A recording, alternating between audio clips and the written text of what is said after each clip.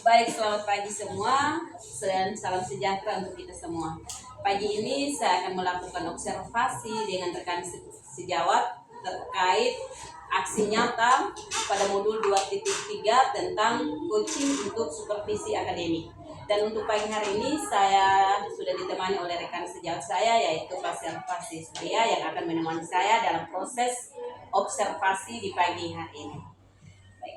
Selamat pagi Pak Servas. Selamat pagi. Bagaimana kabarnya untuk hari ini? Puji Tuhan baik, sehat. Luar biasa ya, pagi yang indah pasti dengan kabar yang sangat luar biasa buat kita makin semangat.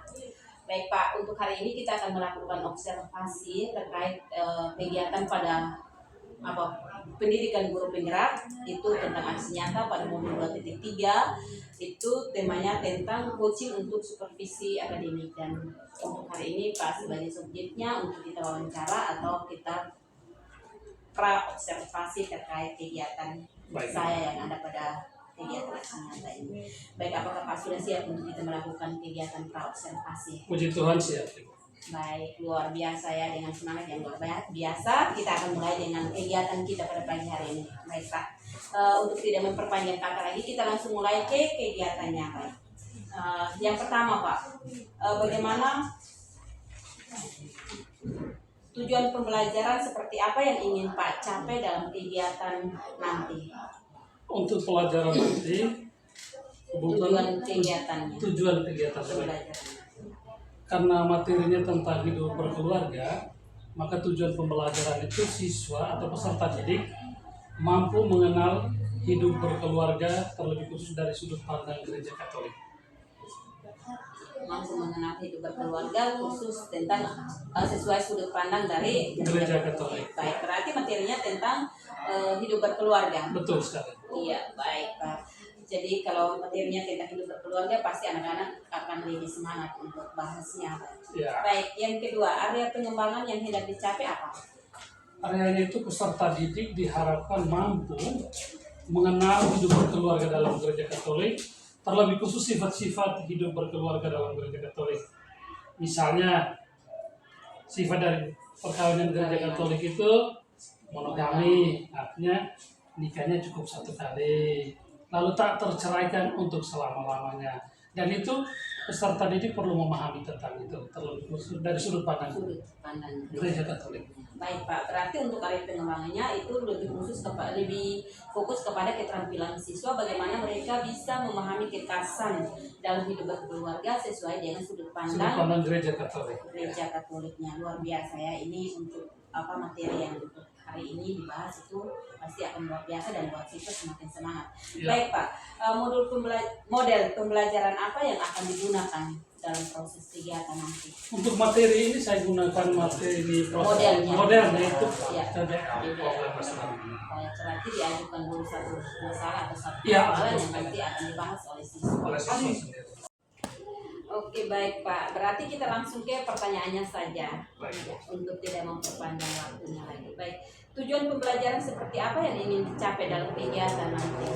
Ya baik, tujuannya karena materinya tentang hidup berkeluarga, maka tujuannya itu peserta didik mampu mengenal hidup berkeluarga dari sudut pandang Gereja Katolik. Baik, berarti untuk materinya tentang hidup berkeluarga. Betul sekali. Materi yang sangat luar biasa, pasti buat anak-anak akan semakin semangat kalau bahas tentang keluarga. Baik, yang kedua, area pengembangan yang hendak dicapai apa? Area pengembangan ini lebih menekankan kepada peserta didik untuk mampu lebih mengenal hidup berkeluarga dari sudut pandang Gereja Katolik.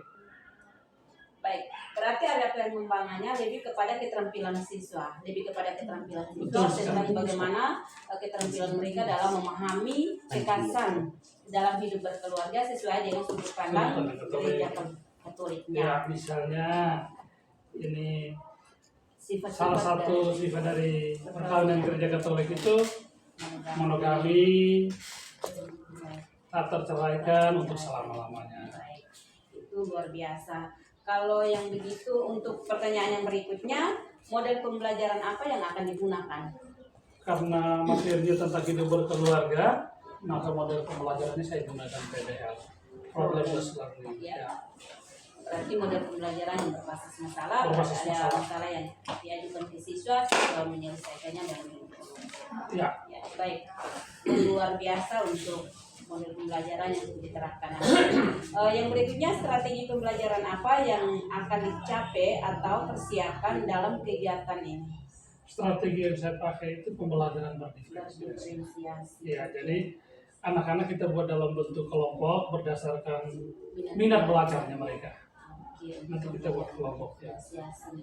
Baik, berarti untuk pembelajaran berdiferensiasi ini nanti akan dikelompokkan, siswa itu akan dikelompokkan sesuai dengan minat belajar Minat belajar mereka. masing-masing. Nah, di dalam proses berdiferensiasi pasti ada Ya, akan kita lalui 3 proses. 3 proses. Baik. Konten, Yang pertama itu konten, kita mau berikan pertanyaan kepada peserta didik dalam bentuk kelompok tadi. Setelah itu dalam bentuk prosesnya itu siswa mulai mengerjakan ini soal yang kita berikan.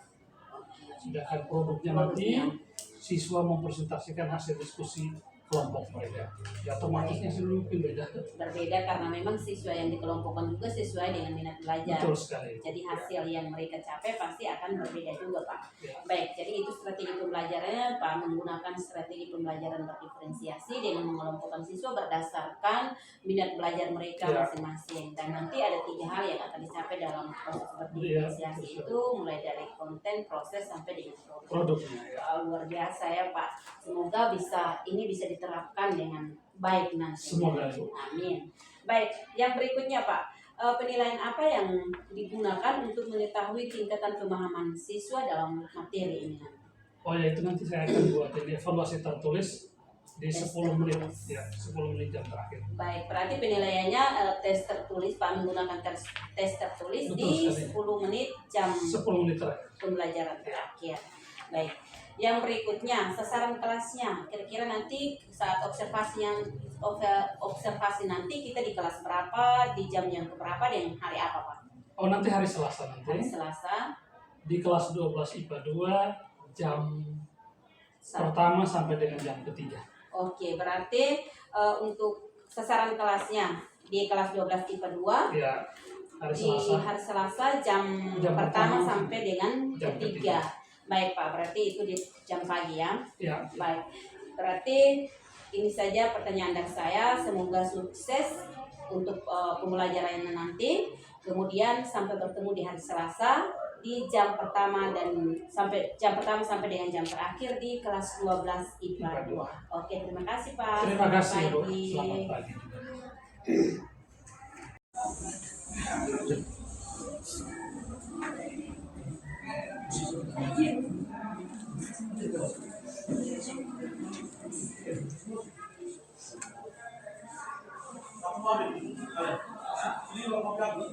Siap.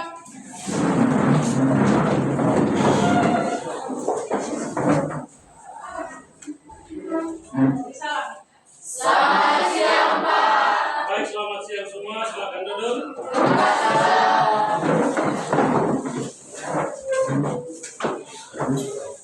Baik, sebelum kita mulai pelajaran, kabarnya bagaimana? Baik. Sehat ya? Sehat. Baik. Sebelum kita masuk pada pelajaran kita hari ini, mari kita awali pelajaran kita ini dengan doa. Doanya dibawakan oleh siapa? Ayah, silakan. Yang depan.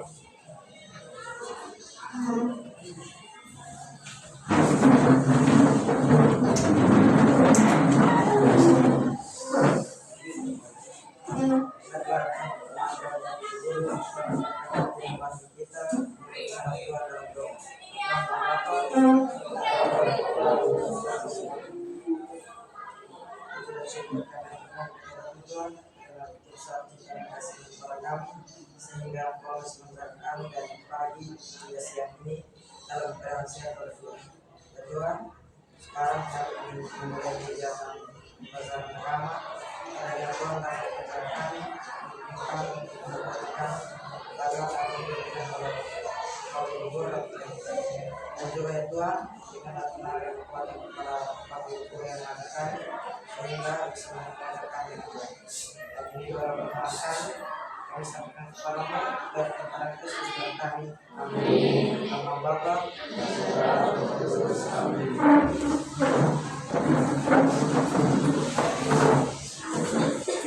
Baik, terima kasih untuk teman-teman yang sudah dibawa doa kita pada hari ini untuk memulai pelajaran kita.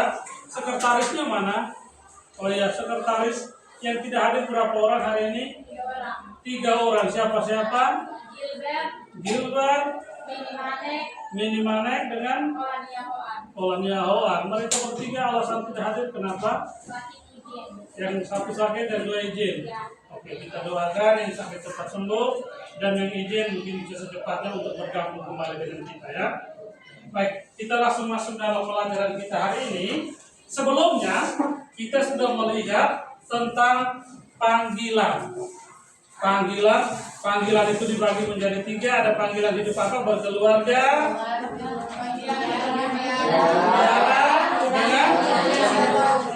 panggilan hidup berprofesi atau berkarya. Dan hari ini kita akan membahas khusus tentang panggilan hidup berkeluarga. Oke, berkeluarga. Nah, kita pelajari tentang panggilan hidup berkeluarga dalam gereja Katolik, otomatis pelajaran kita hari ini ada tujuannya. Tujuannya untuk apa kita pelajari tentang hidup berkeluarga dalam sudut pandang gereja Katolik? Yang pertama, supaya kita memahami makna hidup berkeluarga, terlebih khusus sebagai seorang yang beriman Katolik. Kira-kira seperti apa kalau kita hidup berkeluarga dalam gereja Katolik? Tapi suatu nanti ya, kalau sudah berkeluarga nanti. Kamu belum berkeluarga kan? Ya. Tapi punya keluarga kan? Punya. Maka kita pelajari itu. Jadi tujuannya kita mengerti makna hidup berkeluarga dalam gereja Katolik. Itu tujuan pelajaran kita hari ini. Untuk mengenal lebih dalam lagi, Pak akan membagi LKPD lembaran kerja peserta didik. Dan kita akan kerja dalam bentuk kelompok. Kelompok yang dibentuk sudah berdasarkan minat belajar Anda. Dan itu Pak sudah bagi, maka dari itu nama-nama yang Pak sudah bagi, yang sudah bagikan ke kamu, silakan kamu bentuk kelompok sesuai dengan nama-nama yang sudah dibagi. Silakan. Mejanya diangkatnya jangan sekarang nanti dulu.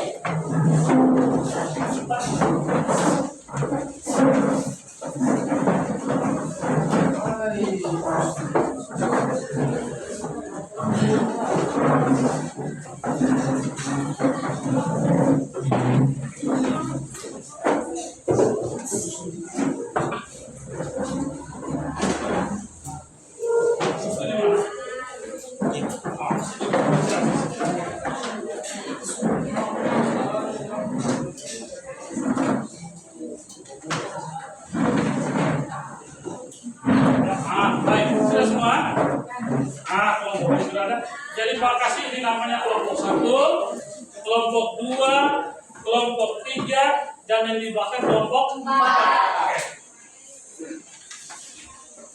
LKPD yang sudah dibagikan itu di setiap kelompok, silakan kamu kerjakan. Setelah kalian kerjakan, baru dipresentasikan di depan kelas. Silakan.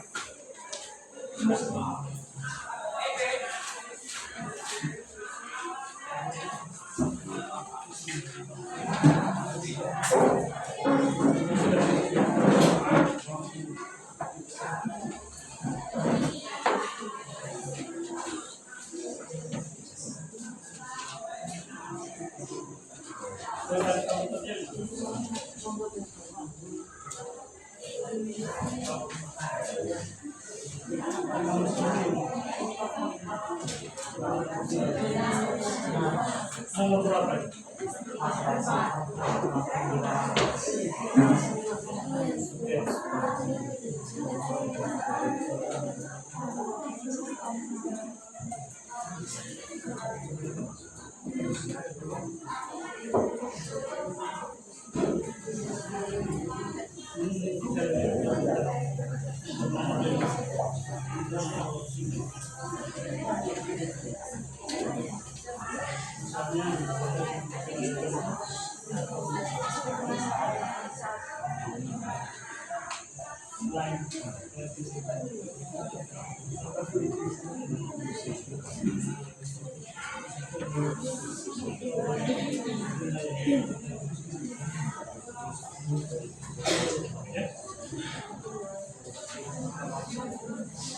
Kelompoknya sudah.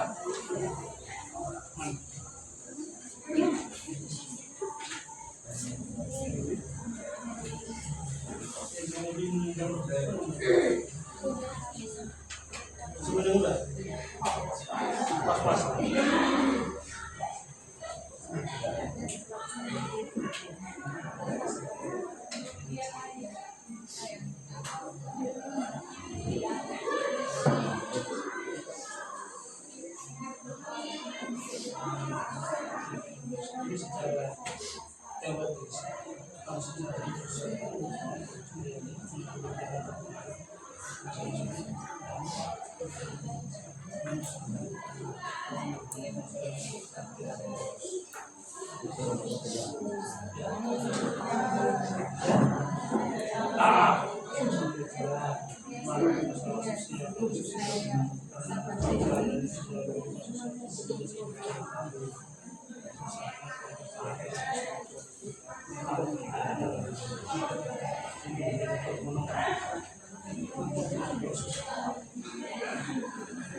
Bisa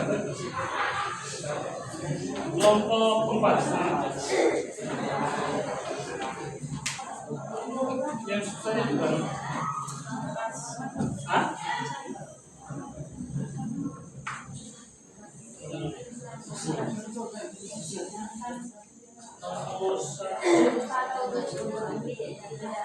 Nomor 3.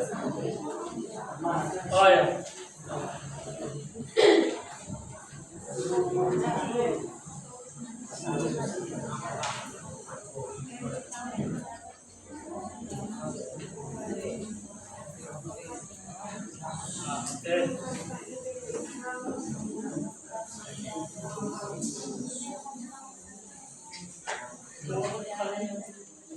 Oh ya.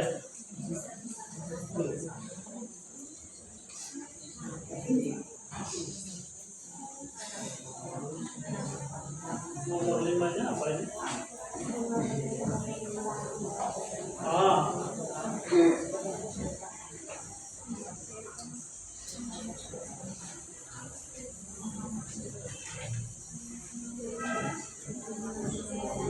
Oke, boleh. Tapi ini alasan secara biblis dari sudut pandang kita emosi. Kan kamu lihat juga alasan dari sudut pandang sosial. Misalnya perceraian itu bisa dimasalahkan. Ini masih berkaitan dengan surat. Kalau tidak lalu yang kedua, perceraian itu menjadi hal yang negatif dalam kehidupan sosial. Kalau orang keluarganya ada masalah. Itu nanti ditambahkan. Kalau ada lagi lebih, ya. Ada salah atau ada sih?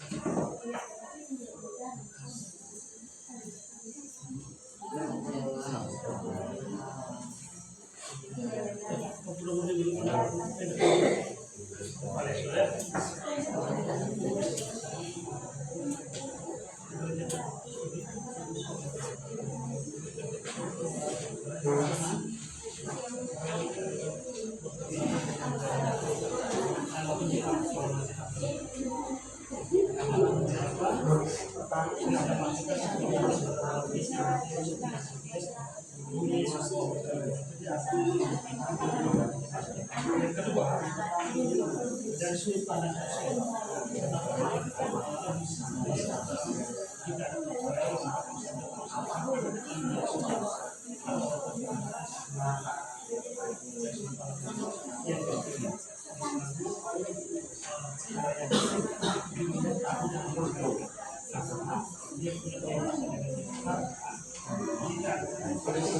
sosial,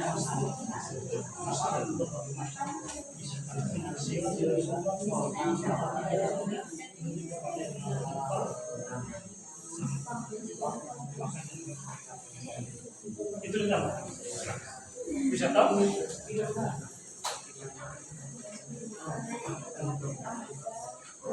Sudah kelompok 1 masih ditambahkan. Oke. Kelompok 2 masih ditambahkan juga. Kelompok 3 masih ditambahkan. Oke. Kelompok 5 silakan.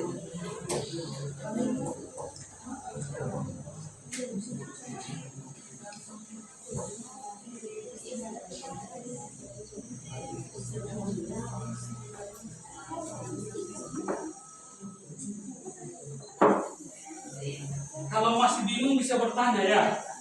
Kalau bisa.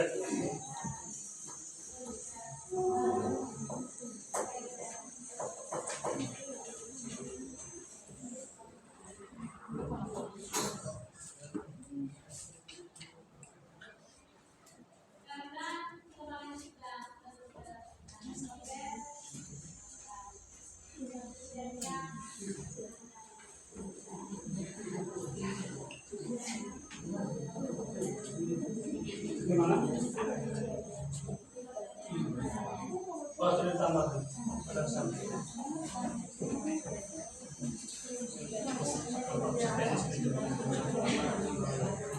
Masih tambah lagi?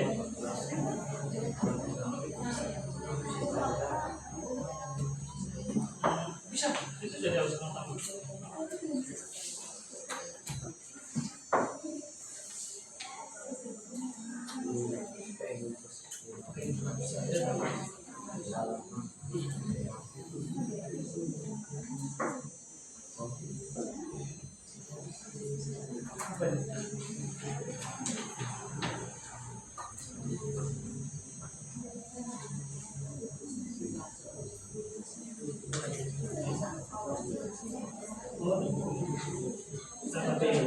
Saya baca P.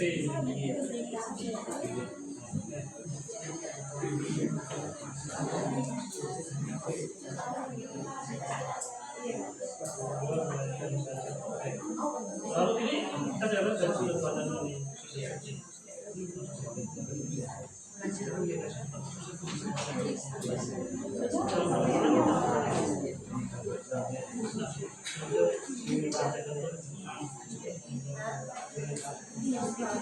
Bagus. Kelompok 5 punya tinggal kerja saja sih. Mereka sudah menyampaikan idenya mereka cukup clear.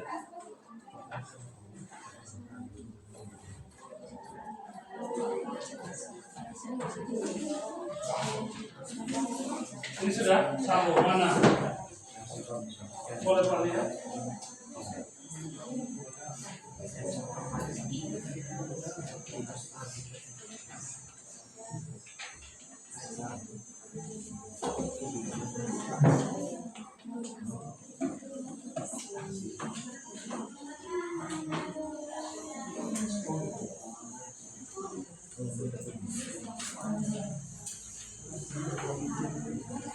Boleh.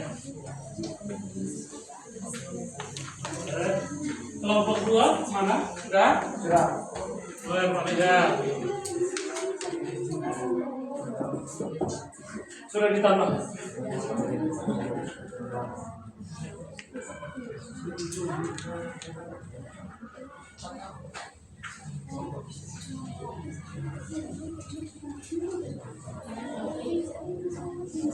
Oke, kelompok 4 sudah? Belum? Masih bingung. Sudah dapat? Oke. Oke, silakan. Kelompok 4 sudah? Oke, kalau sudah supaya kita siap presentasi. Jadi sistemnya kelompok 1 presentase, 1 orang maju ke depan, lalu memaparkan hasil diskusinya. Setelah dipaparkan, jika ada yang kurang jelas atau mau bertanya, silakan bertanya. Kalau sudah jelas, cukup saja bilang sudah jelas, sehingga kita bisa lanjut ke kelompok berikutnya. Untuk kelompok 1 karena sudah selesai, 1 orang silakan maju ke depan untuk presentasi. Tidak Pak, masuk presentasi.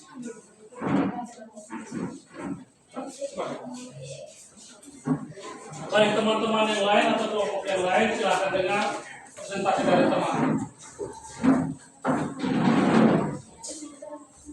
Baik, selamat siang untuk kita semua. Selamat siang. Di sini saya akan mempresentasikan hasil diskusi dari kelompok kami, yaitu kelompok 1. Pertanyaannya, apa yang dimaksud dengan perkawinan? Perkawinan adalah persekutuan hidup antara laki-laki dan perempuan yang memiliki ketetapan hukum, di mana anak adalah mahkota perkawinan. 2. Apa yang dimaksud dengan hidup berkeluarga dari sudut pandang agama Katolik? Dalam pandangan Katolik, hidup berkeluarga merupakan panggilan mulia yang membutuhkan pengorbanan, kesabaran, dan komitmen seumur hidup. Melalui kehidupan keluarga, anggota keluarga dapat bertumbuh dalam iman, mengembangkan kasih, dan menjadi saksi kasih Tuhan di dunia. 3. Sebutkan ciri-ciri dari perkawinan dan jelaskan. 1. Monogami. Perkawinan itu hanya untuk 1 laki-laki dan 1 perempuan. 2. Tak terceraikan. Setia dengan 1 pasangan sampai akhir hayat. Sebab apa yang telah disatukan Allah tidak dapat diceraikan oleh manusia. Matius bab 5 ayat 32. Yang ketiga, sakramental. Perkawinan itu direstui oleh Allah sendiri dan Allah hadir di dalam keluarga tersebut. Yang keempat, apa itu perceraian? Perceraian merupakan putusnya ikatan dalam hubungan suami istri, berarti putusnya hukum perkawinan sehingga keduanya tidak lagi berkedudukan sebagai suami istri dan tidak lagi menjalani kehidupan bersama dalam rumah tangga. Yang kelima, mengapa Gereja Katolik melarang untuk bercerai? Alasan utama dari larangan ini adalah karena perceraian dianggap bertentangan dengan kehendak Tuhan. Gereja meyakini bahwa perceraian dapat merusak stabilitas keluarga dan berdampak buruk pada kesejahteraan hidup anak. Sekian hasil dari diskusi kami. Jika ada kekurangan atau apa, kami memberikan waktu dan kesempatan untuk kelompok yang ingin bertanya. Silakan, ada yang mau bertanya? Oh iya, sampaikan nama lalu pertanyaan. Perkenalkan, nama saya Yuni Terluar. Kami dari kelompok 2 ingin mengajukan pertanyaan kepada kelompok 1. Mengapa pernikahan sangat penting di dalam kehidupan? Silakan.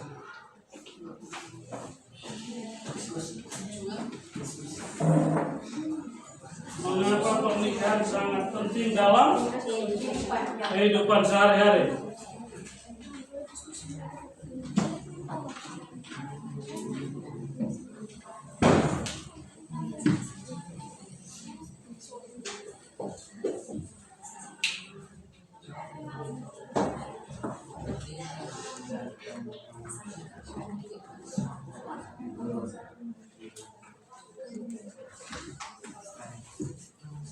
Ada kelompok lain yang mau membantu, silakan.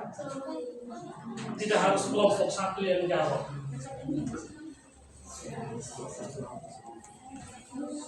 Tadi teman siapa yang bertanya?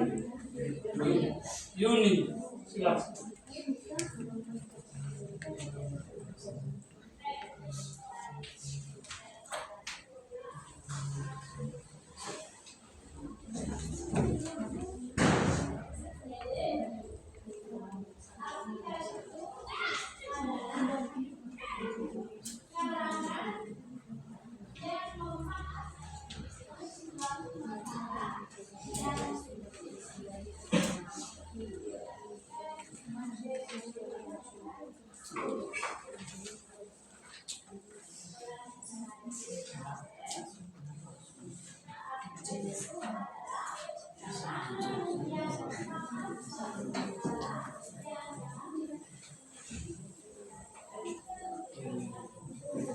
Oh ya, silakan mau menjawab. Yuni, silakan. Baik, kami dari kelompok 1 akan menjawab pertanyaan dari kelompok 2. Dengan pertanyaannya, mengapa pernikahan sangat penting dalam kehidupan? Lebih kuat lagi supaya teman yang lain bisa dengar. Dengan pertanyaannya, mengapa pernikahan sangat penting dalam kehidupan? Pernikahan sangat penting bagi kehidupan karena pernikahan itu bisa menciptakan suatu ikatan yang kuat dan bermanfaat bagi pasangan, keluarga, dan masyarakat. Oke, baik. Bagaimana dengan jawaban? Baik, terima kasih. Tepuk tangan.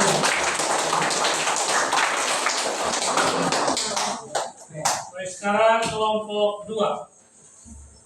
Silakan. Oh, mereka mau maju ke atas dulu. Itu menguatkan temannya.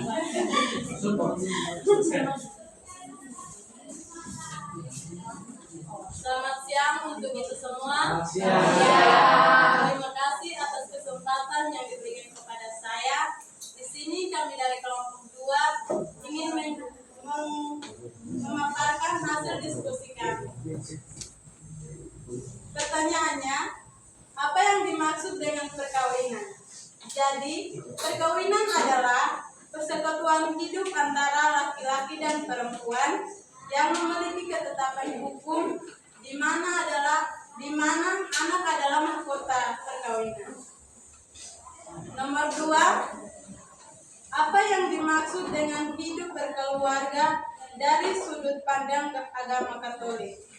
Jadi, hidup berkeluarga untuk membentuk persekutuan atau suatu institusi, membentuk sel kehidupan masyarakat, dan sebagai tempat utama dan pertama pendidikan anak-anak. Yang ketiga, sebutkan ciri-ciri dari perkawinan Katolik. Yang pertama, monogami. Perkawinan itu hanya untuk satu laki-laki dan perempuan. Yang kedua, tak terceraikan. Setia dengan satu pasangan sampai akhir hayat, sebab apa yang telah disatukan Allah tidak dapat diceraikan oleh manusia. Matius bab 5 ayat 32. Yang ketiga, sakramental. Perkawinan itu direstui oleh Allah. Perkawinan itu direstui oleh Allah sendiri dan Allah hadir dalam keluarga tersebut. Nomor 4, apa itu perceraian? Jadi perceraian adalah putusnya ikatan perkawinan antara suami istri secara resmi. Nomor 5, mengapa Gereja Katolik melarang untuk bercerai? Karena menganggap bahwa perceraian itu bertentangan dengan kehendak Tuhan. Artinya, apa yang telah disatukan Allah tidak dapat diceraikan oleh manusia. Perceraian itu hal yang negatif karena akan adanya masalah sosial, menghambat masa depan anak, dan dapat menyusahkan anak karena tidak ada yang mengurus anak. Sekian dari hasil presentasi kami. Mohon maaf bila ada kata-kata yang kurang berkenan, mohon dimaklumi. Saya akan membuka sesi tanya jawab. Dari kelompok ada yang bertanya? Ada. Dari kelompok mana? 4. 4, silakan. Itu juga untuk kelompok 2 ya. Oke, silakan. Terima kasih atas waktu dan kesempatan kepada saya. Saya dari kelompok 4 ingin memberi pertanyaan kepada kelompok 2. Nama? Nama saya Nurul.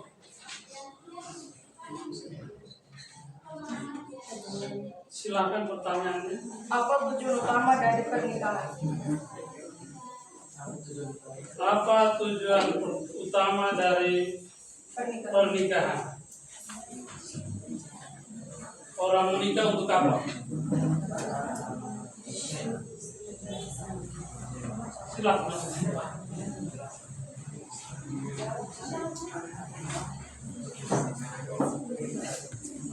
Silakan kelompok 2.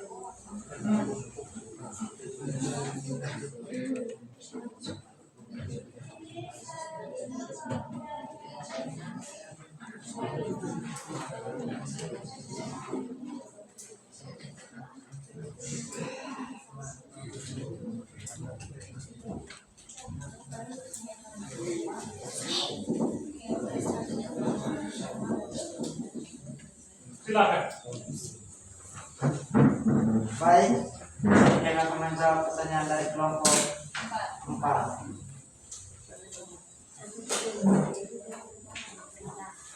Pertanyaannya, apa tujuan utama dari pernikahan?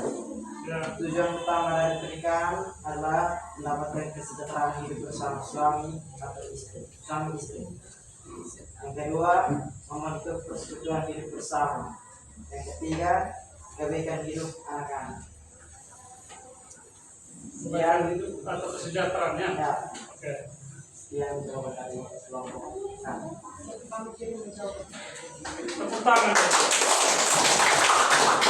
Berikut presentasi dari kelompok 3. 1, 2, 3. Betul, kelompok 3. Silakan. Oh, ini dia kelompok 3. Ya. Oh ya, silakan.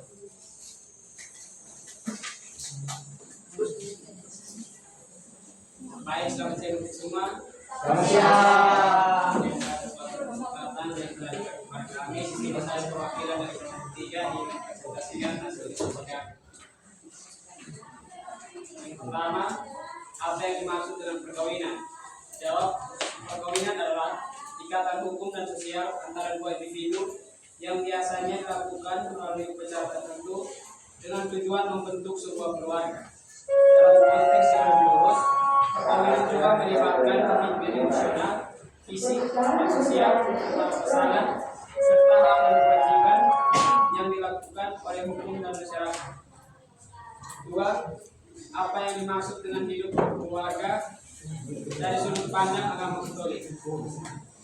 Dalam pandangan agama Katolik, hidup berkeluarga adalah suatu panggilan sakral yang dipandang sebagai suatu bagian dari rencana Tuhan untuk umat manusia.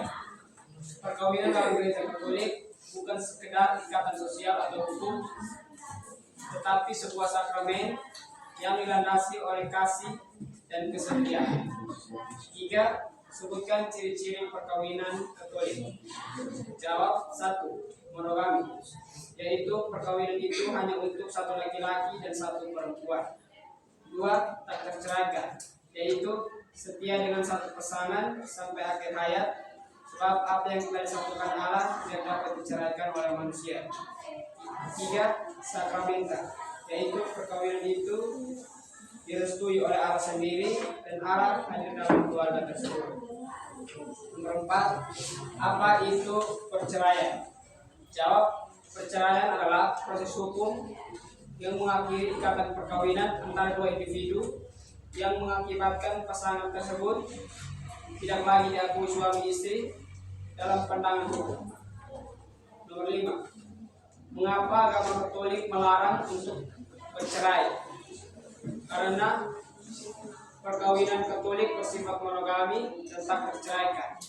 Gereja Katolik melarang perceraian karena perceraian dianggap bertentangan dengan kehendak Tuhan. dalam kitab suci, tepatnya dalam Injil Matius bab 19 ayat 6, Yesus mengatakan, demikianlah mereka bukan lagi dua, melainkan satu. Baik, sekian presentasi dari kelompok kami. Jika ada kelompok yang ingin bertanya, kami persilahkan. Dari kelompok mana nih? Kopinya jangan keras. Kelompok satu, silakan. Sebelumnya saya akan perkenalkan nama dulu. Nama saya Yesus Siran. Saya dari kelompok 1 ingin memberikan pertanyaan pada kelompok 3. Saya dari kelompok 1 ingin memberikan pertanyaan kepada kelompok 3. Pertanyaannya, menurut ajaran agama Katolik, apakah pasangan yang bercerai bisa menikah lagi? Ya, apakah pasangan yang sudah bercerai bisa menikah lagi?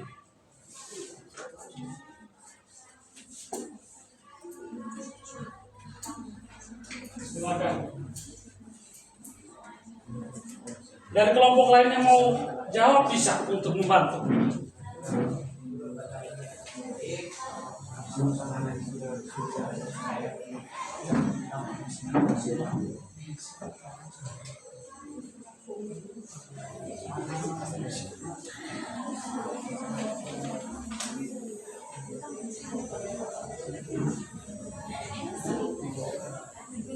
Silakan, ada yang mau membantu, silakan.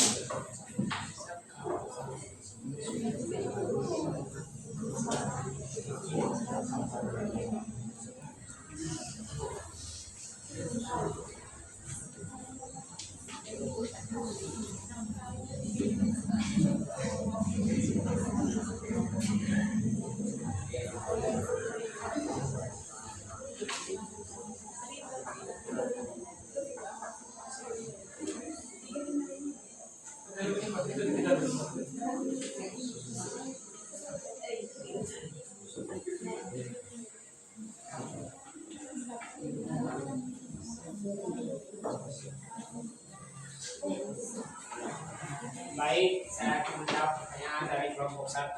Pertanyaannya, menurut ajaran agama Katolik, apakah pasangan yang sudah bercerai dapat menikah lagi? Jawabannya, bisa jika cerai mati atau salah satu dari pasangannya meninggal dunia. Bisa jika cerai mati atau salah satu dari pasangan tersebut meninggal dunia.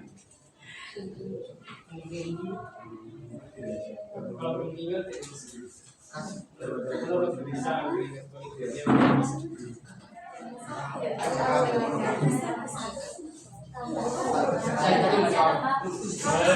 Tepuk tangan. Bisa menggali lebih dalam lagi ya? Oke, tapi bagus sudah menjawab. Yang berikut kelompok 4, silakan. Bagus, pertanyaannya bagus.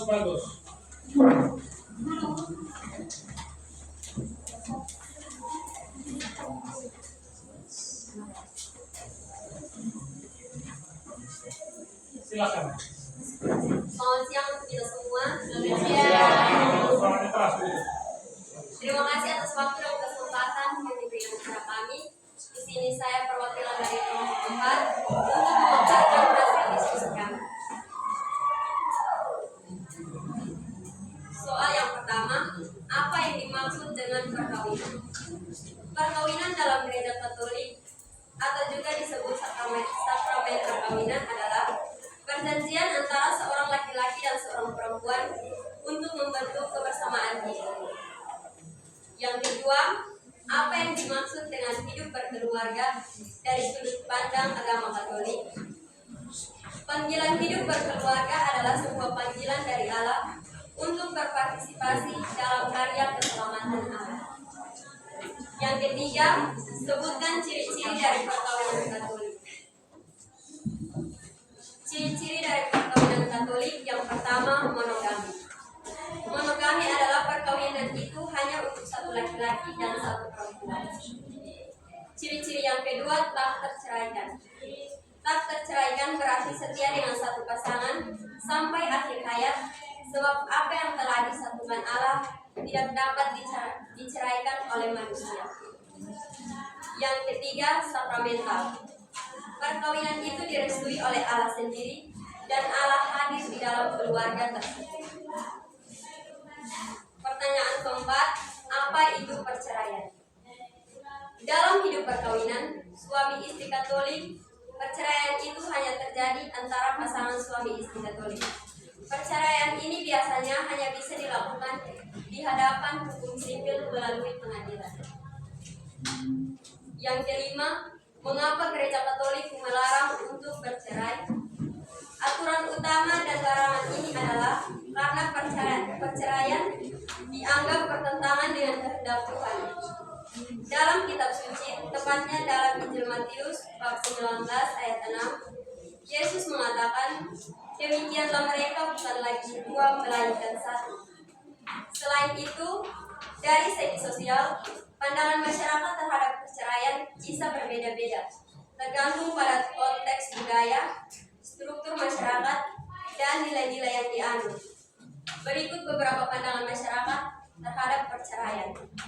Yang pertama, perceraian merupakan aib keluarga dan harus dihindari. Yang kedua, perceraian dapat menyebabkan kehancuran sosial, psikologis, dan ekonomi, tidak hanya pada pasangan yang bercerai, tetapi juga berlaku untuk seluruh anggota keluarga. Yang ketiga, perceraian dapat mempengaruhi masa depan anak menjadi suram. Sekian dan terima kasih. Tepuk tangan dulu.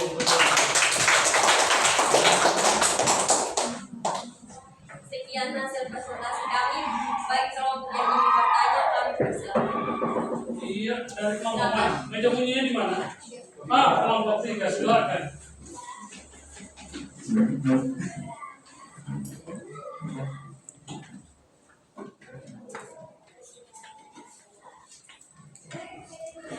Baik, perkenalkan saya Rahmat dia. Di sini saya dari kelompok 3 ingin memberikan pertanyaan kepada kelompok 4.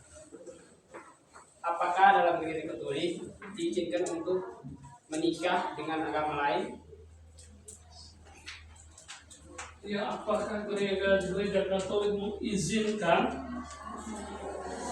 umatnya menikah dengan umat yang beragama lain?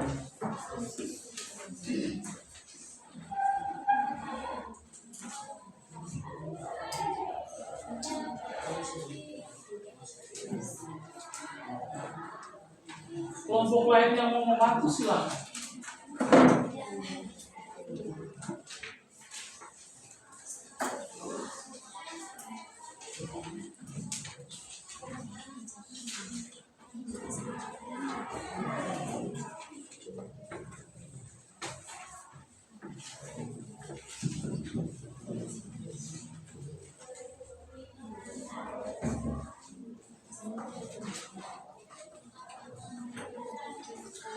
Kelompok 1 mau bantu? Oh ya, masih cari, oke.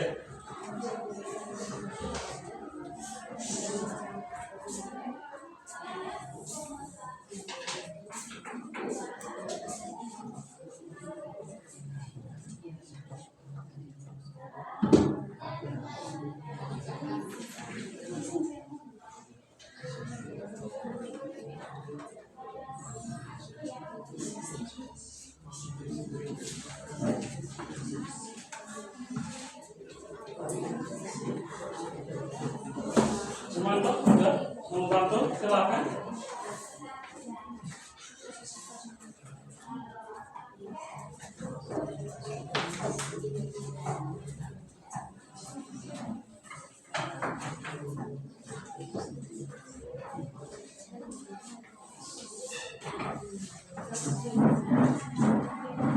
Baik, kami dari kelompok 4 ingin menjawab pertanyaan dari kelompok 3. Pertanyaannya, apakah dalam Gereja Katolik mengizinkan umatnya menikah dengan umat yang beragama lain? Jawab. Umat yang menikah berbeda agama mendapatkan izin di dispensasi disparitas kultus. Artinya umat yang menikah berbeda gereja atau Katolik menikah dengan Protestan mendapatkan izin mista reguli. Kedua, izin itu bisa didapat melalui serangkaian proses. Sekian jawaban dari kami. Jika ada pertentangan disampaikan.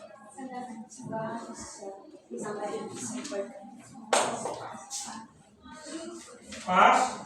Pas. Oke, kita tepuk tangan untuk baik. Hebat semuanya dari kelompok 1 sampai kelompok 4. Setelah mempresentasikan apa yang mereka diskusikan, ada juga pertanyaan-pertanyaan dari kelompok-kelompok lain. Mereka bisa menjawabnya dengan baik.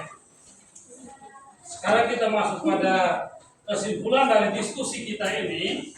Kita kembali kepada tujuan pembelajaran kita hari ini, yaitu kita mengenal hidup berkeluarga dalam gereja Katolik. Seperti pertanyaan-pertanyaan dari kamu punya teman yang cukup menarik, apakah gereja Katolik mengizinkan orang untuk menikah lagi? Jawabannya adalah kita melihat dari ciri-ciri perkawinan dalam gereja Katolik. Yang pertama apa? Monogami. Artinya hanya satu laki-laki dan satu perempuan.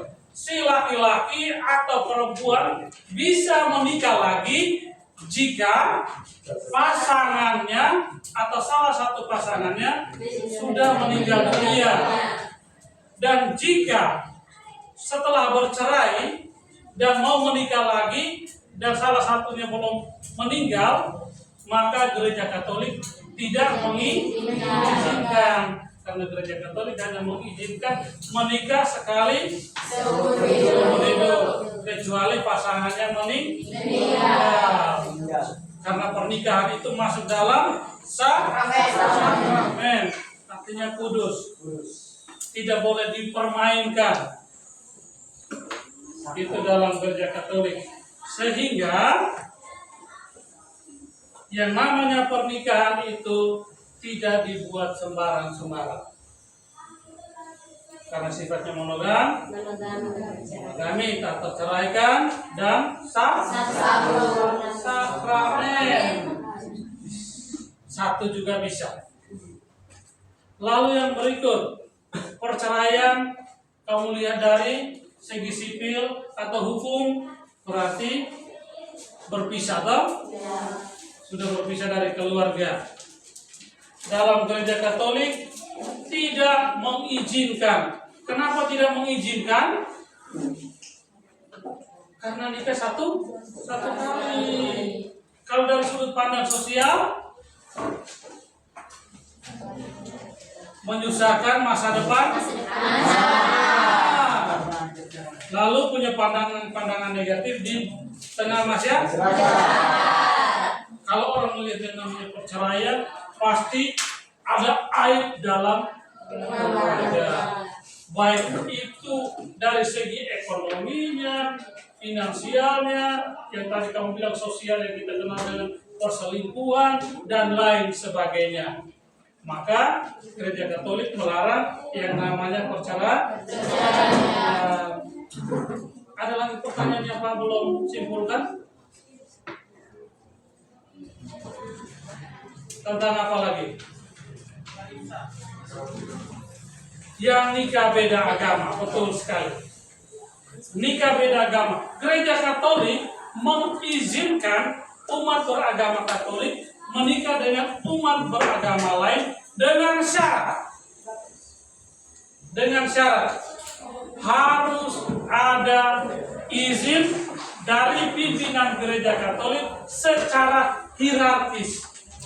Maksudnya, untuk menikah dengan beda agama harus melalui pastornya, lalu harus dibawa ke keuskupan, lalu di situ disidangkan, ada satu sidang oleh tim khusus dari keuskupan. Karena menikah itu bukan hal yang untuk dipermainkan, sehingga yang beda agama diberikan kursus pernikahan secara khusus. Sekali lagi, khusus pernikahan secara khusus. Karena biasanya kalau dalam gereja Katolik orang menikah ada yang namanya khusus pernikahan, toh? Untuk yang seagama, dalam hal ini seagama Katolik, mereka diberikan kursus. Dan untuk yang beda agama juga diberikan kursus, tetapi kursus yang berbeda. Materinya pasti beda. Setelah diberi materi, otomatis harus ada izin. Baik, saya kira pelajaran kita cukup sampai di sini dulu. Nanti minggu depan kita akan masuk lagi, kita akan bahas tentang panggilan hidup berprofesi atau berkarya. Ya, baik. Saya kira demikian. Mari kita siap. Mantos, silakan.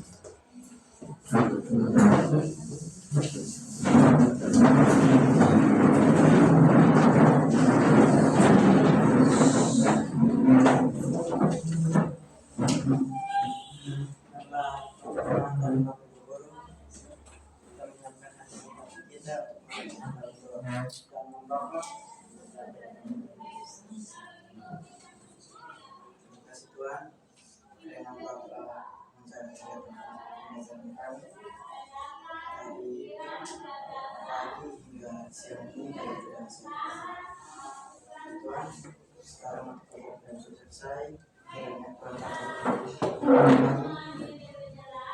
Minggu kami harapkan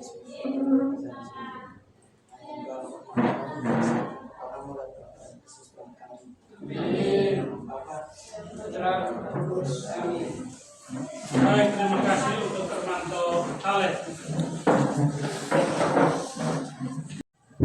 Oke, baik Pak Servas, selamat siang. Selamat siang. Baik, tadi kita sudah melakukan observasi, sebelumnya kita juga sudah buat observasinya. Nah, sekarang kita masuk ke tahap yang terakhir dari proses yang tadi itu, yaitu pasca observasi. Nah, bagaimana Pak, masih siap atau tidak ini siang-siang ini? Siap. Baik Pak, ini jadi kita ada tahapan-tahapan yang harus kita lewati, maka ini yang terakhir sudah setelah observasi. Baik, jadi ada beberapa pertanyaan yang harus Pak Servas jawab lagi terkait pembelajaran yang tadi sudah kita laksanakan di kelas tadi ya Pak. Ya. Baik, nah bagaimana perasaan Pak setelah melakukan kegiatan pembelajaran tadi di kelas? Ya baik, dari pelajaran tadi ya jujur saja agak grogi sih, karena selama ini mengajar tanpa ada yang menilai. Jadi seperti tadi ada ibu yang menilai saya mengajar, ya justru saya agak grogi. Nah, wajar ya Pak ya. Ya. Karena kita di sini memang kebiasaan yang kasih supervisi pasti yang senior, Ya, ini kali rekan sejawat. senior. Baik, coba Bapak ceritakan kembali terkait proses pembelajaran yang sudah dilaksanakan. Kira-kira prosesnya bagaimana yang tadi kita sudah lewati di dalam kelas? Ya, semuanya berjalan baik, walaupun masih banyak kekurangan yang saya rasa perlu diperbaiki. Salah satunya itu misalnya evaluasi akhir pelajaran tadi tidak ada tes tertulis. Iya, itu tidak adanya karena apa, mungkin karena waktunya atau Soal waktu. Oh iya. Baik, berarti ada hal-hal yang harus diperbaiki itu terkait prosesnya, khususnya di paling terakhir. Khususnya penutup itu tidak sempat ada tesnya karena yang sebenarnya sudah direncanakan. Tapi karena dikejar waktu terakhir tidak ada lagi. Oke, baik Pak. Nah, model pembelajaran yang awalnya kita sudah rencanakan bahwa menurut pembelajaran yang modelnya yang Pak mau sampaikan itu adalah model pembelajaran PBL. Nah, apakah sudah menurut Pak sudah terlaksana atau belum? Masih belum, itu terkait dengan 3 proses tadi. Proses Dari pembelajaran. konten, ya dari kontennya, lalu prosesnya sampai dengan produknya. Oh, itu terkait pembelajaran berdiferensiasi. Berdiferensiasi ya. Oke, baik. Nah, apakah ada hambatan yang terjadi ketika pembelajaran tadi? Hambatannya ini soal waktu tadi, yaitu saat pembentukan kelompok. Di saat kita bentuk kelompok, anak-anak harus berpindah dari tempatnya untuk membentuk kelompok otomatis butuh waktu. Butuh waktu. Jadi saat anak-anak sudah berkumpul, waktu yang diambil cukup banyak. Setelah itu anak-anak berkumpul, mereka masih butuh waktu untuk berpikir, dalam berdiskusi, sehingga itu butuh waktu yang cukup banyak. Jadi itu menjadi hambatan. Karena hambatannya di waktu, makanya yang penutupnya tidak bisa terlaksana. Karena waktunya sudah banyak di waktu diskusi, Diskusi dan pembentukan kelompok, betul sekali. Nah, terkait hambatan-hambatan yang menurut Pak itu hambatan-hambatan yang terjadi itu, mengapa hambatan tersebut bisa terjadi? Jadi hambatan-hambatan ini saya kira saya butuh solusinya. Bisa terjadi karena apa? Oh ya, hambatan-hambatan yang terjadi. Ini karena pembentukan kelompoknya ini, setelah sampai di kelas baru kita bentuk. Sehingga anak-anak baru pindah cari temannya siapa yang harus mereka ini walaupun sudah dibentuk. Sehingga mereka masih saling cari. Oh iya. Karena duduknya berjauhan. Duduknya otomatis berjauhan. Masih cari teman untuk bentuk kelompok. Ya. Baik, Pak. Yang berikut, kalau memang seperti itu Pak, kira-kira solusi apa yang akan dilakukan agar bisa mengurangi hambatan tersebut?